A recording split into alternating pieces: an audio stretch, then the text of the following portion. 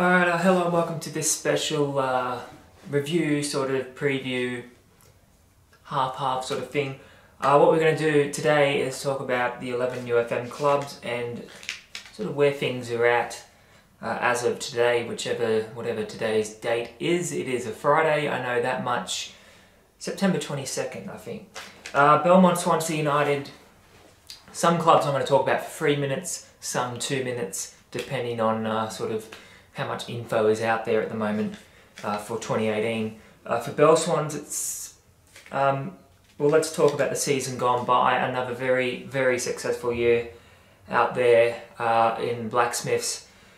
Really couldn't fault them too much for the season they had in first grade. Slow start once again, and I feel like if they didn't start slowly, then they probably would have won the minor premiership. So I think that's sort of something they'll look at for next year, but at the end of the day it doesn't really matter. They made the grand final again. They defeated Kahibah in the semi-finals again. Of course, grand final day did not go to plan, but I don't know, I've heard a few people say that Kahibah might have done better. I don't think so. I don't think any team were going to beat Cooks Hill in that grand final last month. As for Bell Swans, losing Tiga Marcus obviously to the NPL is a big hit. They're definitely looking at options up front. They definitely have to, because he was such a vital cog in that machine that is the Belmont-Swansea attack. 20 goals or so for the season, that's pretty hard to replace. Apart from that, it seems to be all systems go.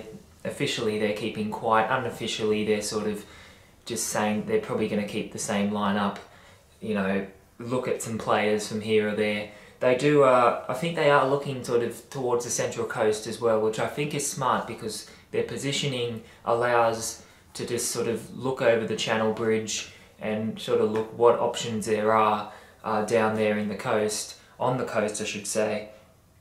Plenty of footballers there, and who knows what they might be able to bring.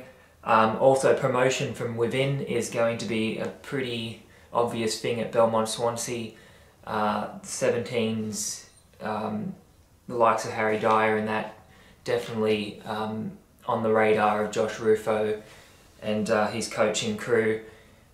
I think they'll be pretty well up there again, but again, the main question is who's going to be their main weapon now that Marcus is gone. Defense was okay, pretty strong, so not too much of a worry there.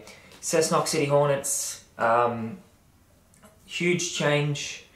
Brendan Slade, the new coach, and it seems like every day at the moment where he's sending photos of their new contract signings or, you know, re-signings, however you like to describe it. They've brought in some new players, they've kept some players, and it seems like Brendan Slade sort of knows exactly what he wants and who he wants. They've got a fair few players already signed up, which I think is only a good thing. I've spoken a bit to Brendan. I haven't actually met him, but he seems, just talking to him online, seems like a nice guy, an experienced guy. He's been around. Tony Jaseski, the assistant coach, he's been around as well.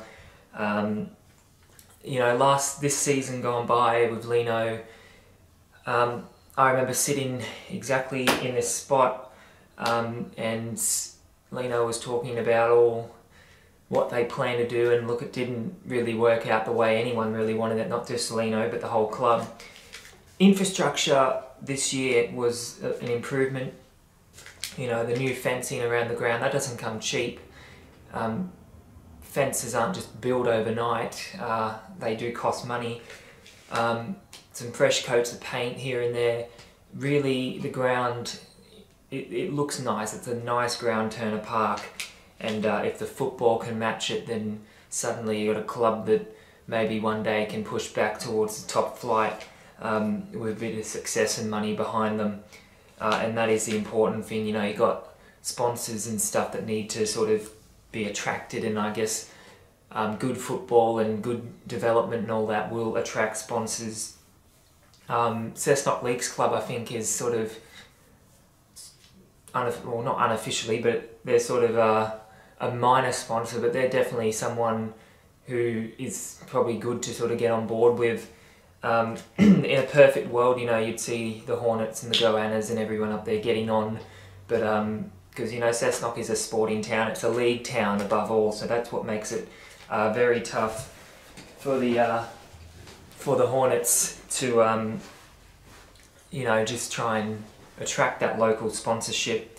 But as for the player signings, a lot of Western personnel going there, a lot of players from the Bears, and look, that can only be a good thing as well. Some NPL experience, Greg Anderson, the former Western captain, Blake Roy, the under-20s captain, who can definitely be a leader to look up to for some of the younger 18, 19-year-olds.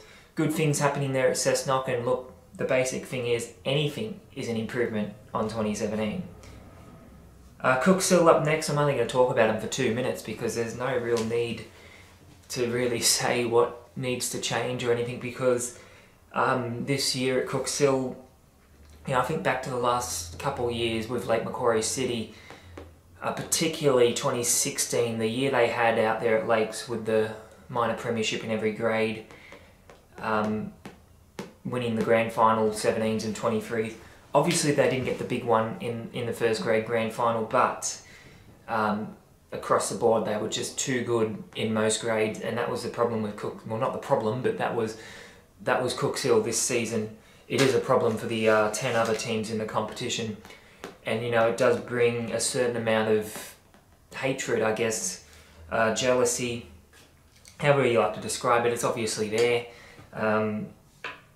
Cooksville have done their business very, very well, bringing in Graham Law. I remember a conversation I had in this very room with Dave Morley last season about bringing in Law, and he just said to me that it had to work, and it did work, and it's worked very, very well. I spoke to Graham yesterday. He's recommitting for another season. He believes in Cooksville. The players believe in Cooksville, and from 15s upwards, there is no stopping this club and where they might be going. You know, they've got to work on infrastructure a little bit to build up towards the NPL, but really on the field it can't get much better than what it was last year. Defence was a problem, but winning the grand final 4-0, you cannot do any better than that in a grand final unless you win it 5 or 6-0. But a very, very big season for Cooksville this year, and it's only up from here. Who knows what the potential of that club is, particularly with their junior base. Obviously my old club as well, so I know a lot about the structure there, the hard-working committee, and it's exactly what they've done, the things they've put in place. Di, Dave, Ed Crawford, all those sort of people behind the scenes have done a wonderful job. We've cut 20 seconds into Kahibah's 3-minute allotment. Allotment, is that even a word? Kahibah this season, obviously the club I'm at, and you know, I was only there for this year, so I wasn't there in 2015-16. To crash out of 3 straight semi-finals the way they have is obviously starting to build a bit of a reputation, and indeed a bit of a choking tag, if anything. In my mind, leading a semi-final 2-0 on away goals, you know, most teams probably consider themselves favourites from that point. That was a hell of a tricky assignment in week 2 of finals, playing on that windy day. Dave Hodgson getting injured didn't help. Anyway, Kahibah, where the problems lie, for me, the 19 season was pretty average, very average. Commitment was a bit poor.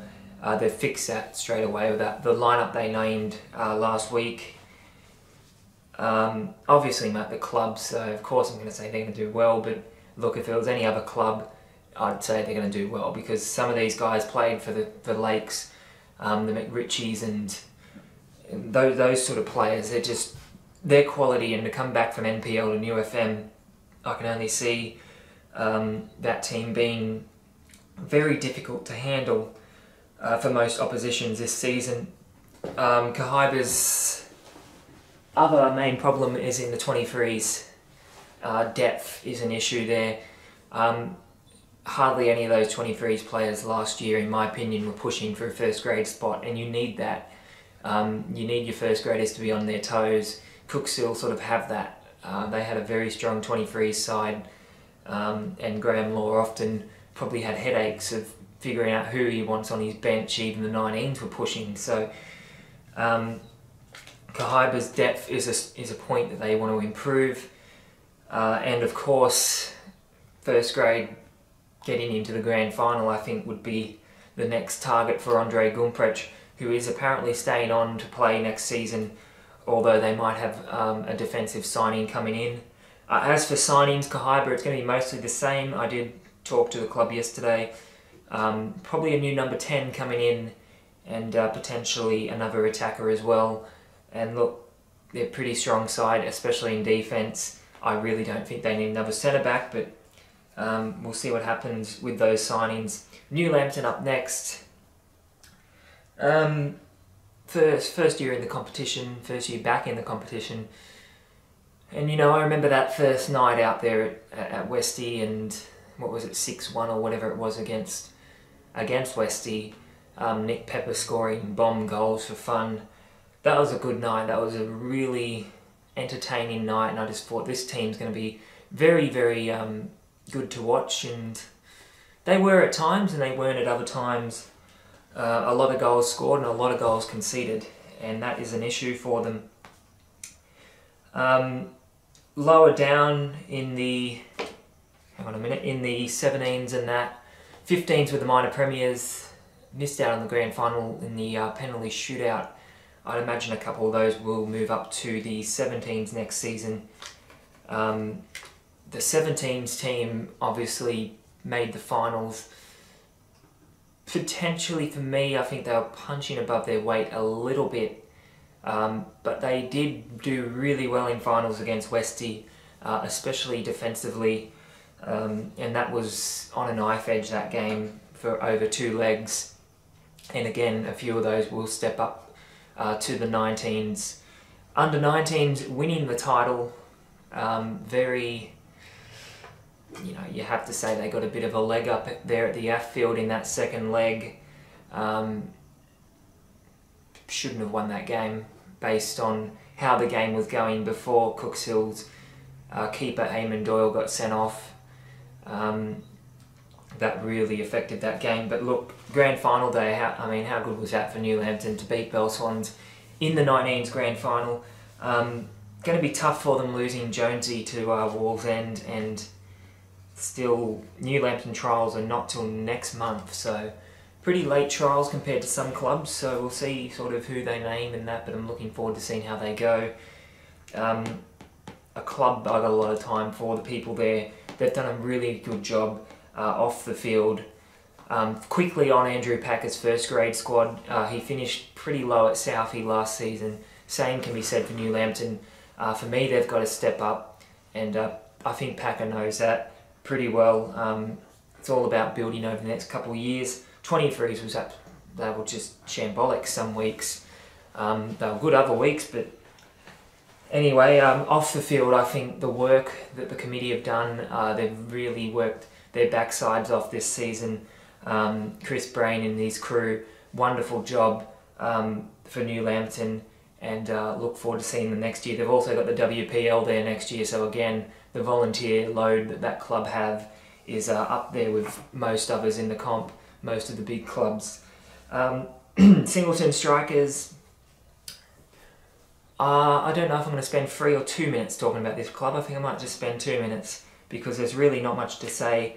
2017 was pretty much a write-off, and in the 3 years that I've been covering this competition, I've never seen Singleton play in the finals in any grade, so that's a very bad stat. Obviously it is tough being where they are, the location. I believe they do have some decent sponsors and third-party agreements and here, this and that about bringing players there and maybe giving them employment. That's probably one of their strong points. They've got a lot of contacts, which helps. in the location, because who wants to go all the way up there? It is tough for them. The lower grades, it was a very, very tough year for Singleton. I don't know sort of how they're going to go about improving, because I really haven't heard much at all. I haven't heard anything, to be honest. I don't know if David Willoughby is going to continue as coach. For me, sort of they need to, well, obviously they've got trials coming up, or they might have already had them, I don't know, but sort of putting things in place now, that's the important thing. Keeping Stewie Plant, also very important. If it wasn't for him, they would have conceded a lot more goals. Defensively, I thought they were a bit young. Bringing Stewie Thompson in was good for them, but still Skinner and that, they had a very off year. Bit of a second or third year syndrome, I guess. South Cardiff, really a mystery bunch going into the season. They were very quiet. They just sort of went about their business. Denis Fajkovic, I didn't really get to know him too well until the latter parts of the season, but spoken a fair bit to Faj. I already know 2 of their signings for next year. They're going to wait. The club's wanting to do their presentation before they start focusing on next season. The Prezzo's tonight, I think, so you might hear some signings in the coming days. Those two signings that I heard from an opposing New FM club, very, very impressive signings. And that's what Faj, I had a good chat with him out there at Belmont-Swansea in round 21, and just talking about the under-23s, and Faj wants to, sort of make that an under-20s team and really build the youth. He had his eye on the 19s, and he knows who he wants to promote from the 19s. He was even looking at, there was Bell-Swans playing that day, and he was even looking at some of their players in the 19s and just thinking who he wants at Southie. And that was the thing this season at South Cardiff. It wasn't really, Fajkovic didn't have that much of a role in picking the squad as he would have liked. So I think you'll see improvement, and considering they were on the fringe of finals, who knows what the end result could be. South Cardiff, obviously a former NPL club. The ground's probably still compliant for the NPL. But for me, they've dropped off their prestige, I guess. They want to be a pretty big club, but it's been a couple, I don't know, lean years for Southie since they've dropped down.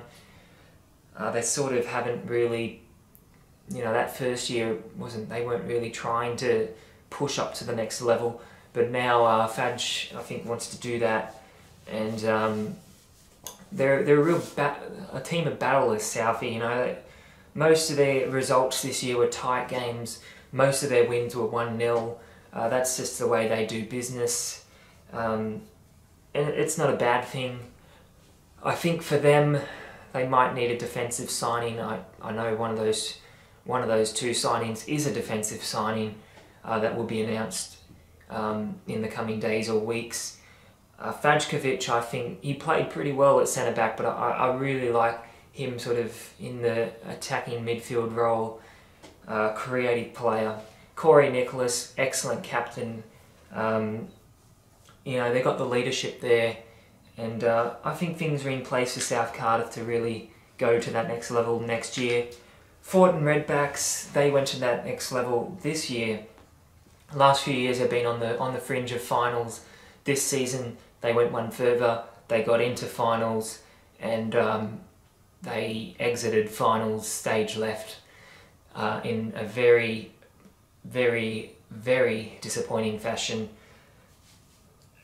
And I mean, it was all over after the first leg, but it wasn't over until probably the second half of the first leg against Cooks Hill.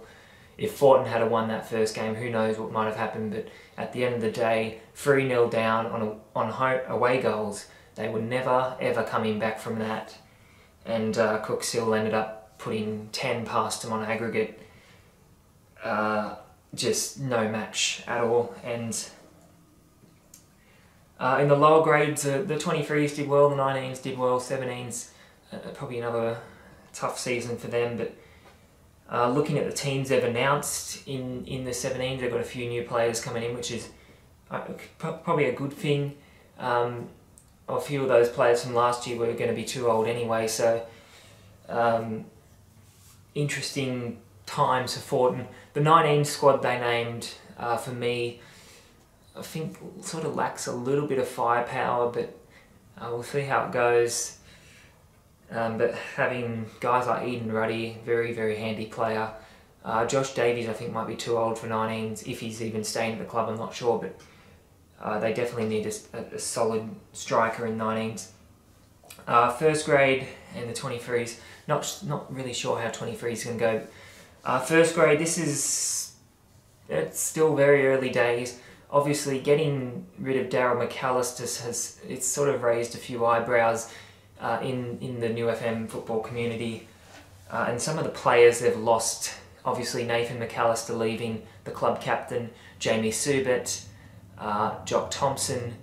These are players that are going to be very difficult to replace, and I'm not going to lie, the signings they've made so far aren't really doing it for me personally.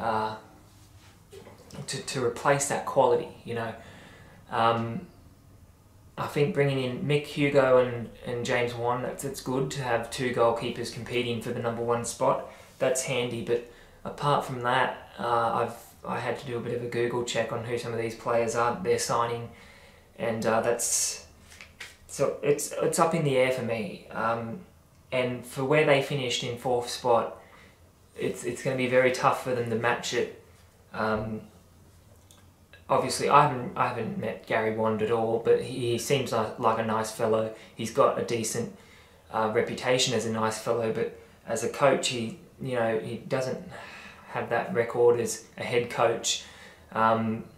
It seems a weird choice to me how they've gone about it. I don't know if there's more going on behind the scenes or whatever, but be very interesting times there at Thornton next year. Best of luck to them nonetheless, and hopefully see Wandy winning a few games and getting them back into finals again. Toronto. I don't know if I'd call 2017 a pass mark for Toronto, because I don't really know what was a pass mark. The last few seasons, they've just improved by 1 point each season. Next year they have to step it up, you know. They're sort of being there, rounding out the numbers each year. Adam Routledge, of course, we've had our disagreements. He doesn't like me. I don't really like him that much, but I respect him as a coach. I respect what he's done there with the culture of that club. Wears his heart on his sleeve. Passionate guy, you know, and that's a good thing for the club.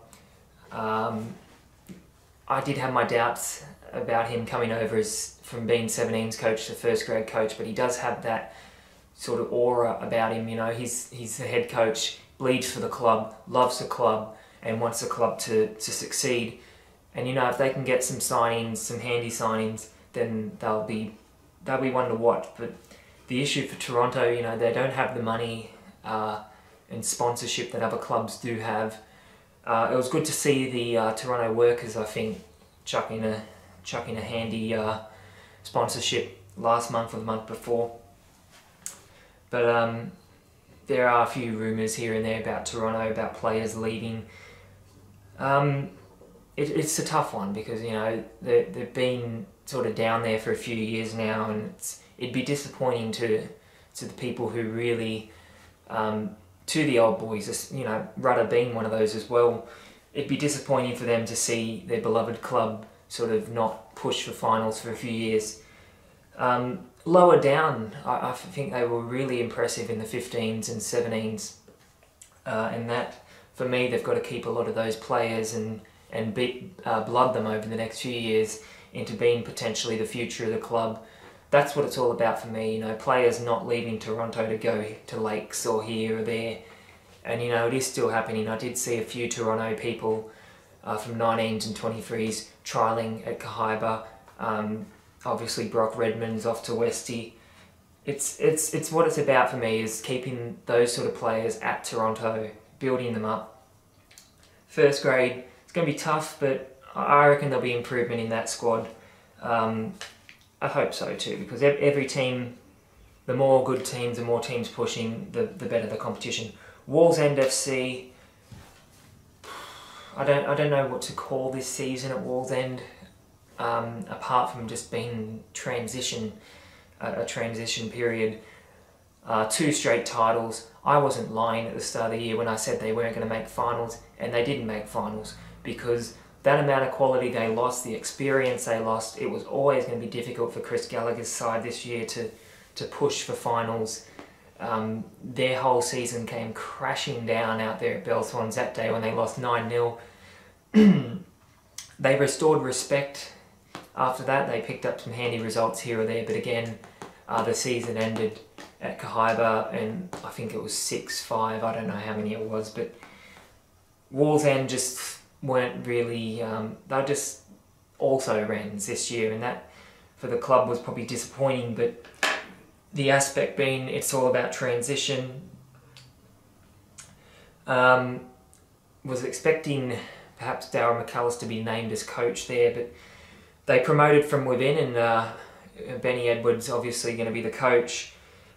And I had my doubts about that. I hadn't really, talked to him too much, but the New Esports Awards night, I got a chance to sit down with Benny and Danny Byatt after the night was over and just talk about Wallsend, the future of Wallsend.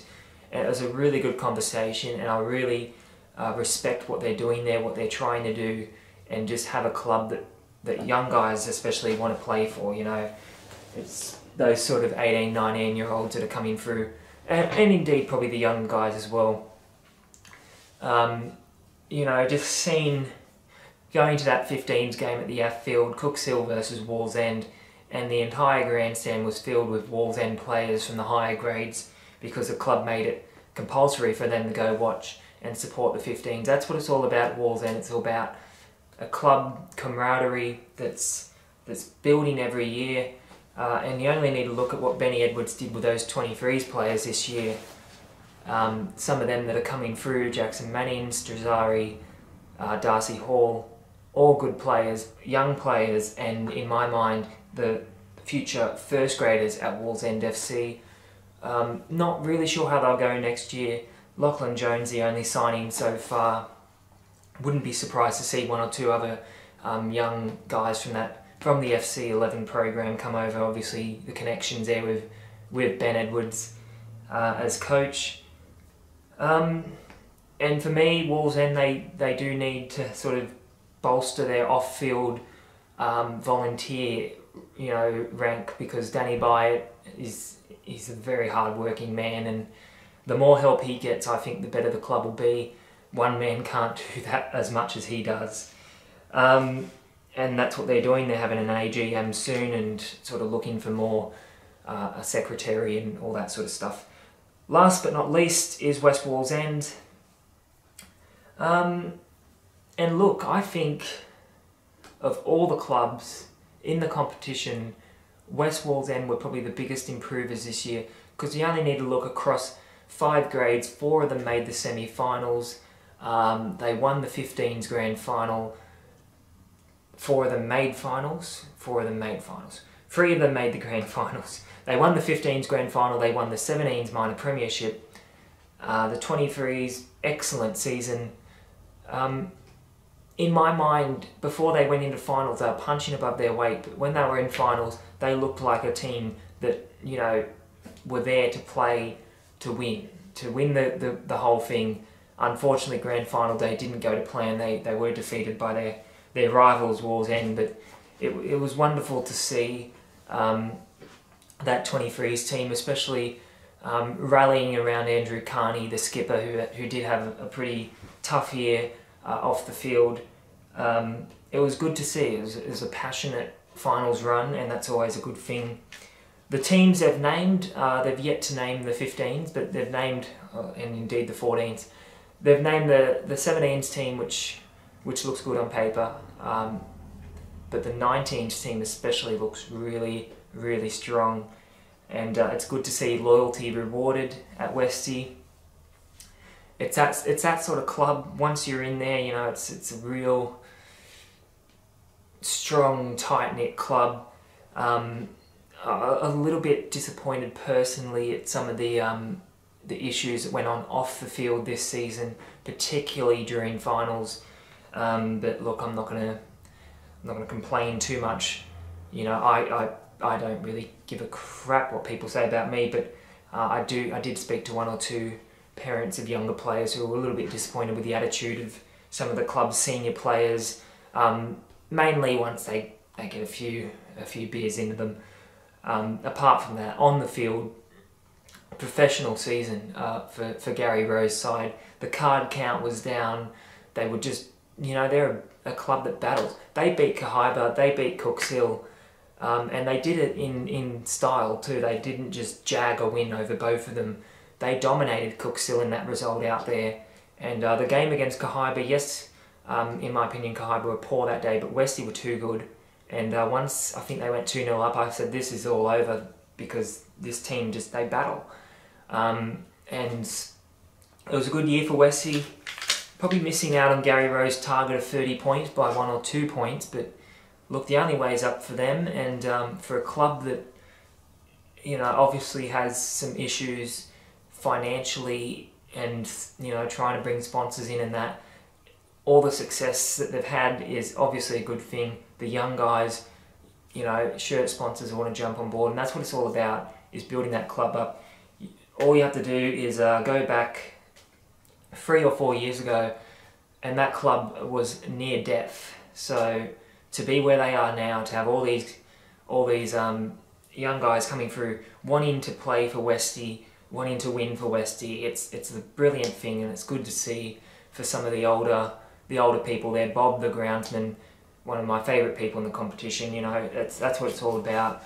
The committee there, very hard-working club, very passionate club too, and a successful year for Westie. That is all I'm going to talk about. Go through all 11 clubs, and I mean, there'll be more of these during the off-season. This is sort of where we're at the moment. Still some signings to be announced, a lot of signings to be announced. I did talk to Kahibah yesterday. They've already booked in a pre-season trial. So it's starting to get earlier and earlier every year. And you know, the 2018 season is it's not that far away actually, especially the pre-season part of it. So you know, that's where we're at the moment in the New FM Northern League 1 competition. Obviously the 14's coming in next year, so we're going to have 6 grades. Not sure how our coverage is going to work.